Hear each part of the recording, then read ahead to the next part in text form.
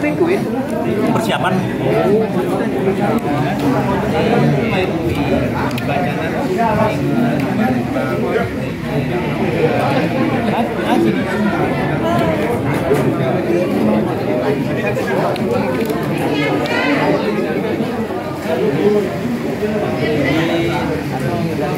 Assalamualaikum warahmatullahi wabarakatuh. Ini adalah suasana acara buka puasa masyarakat Gayo Jabodetabek yang tergabung dalam Ikatan Nusara Gayo Jabodetabek.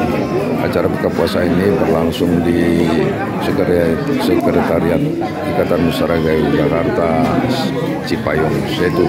Hari ini tanggal 8 April 2023. Baru saja dilantunkan pembacaan bersama, baru saja dilakukan pembacaan bersama surat Ar-Rahman secara bersama-sama oleh peserta majelis.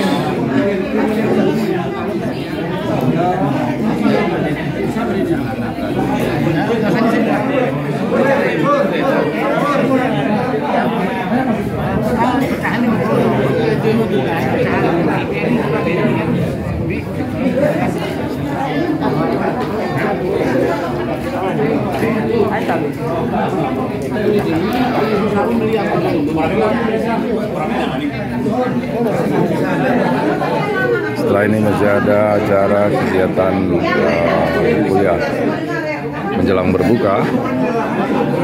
Kegiatan ini juga dilakukan sholat maghrib bersama, kemudian sholat isya berjamaah, lalu sholat tarawih berjamaah.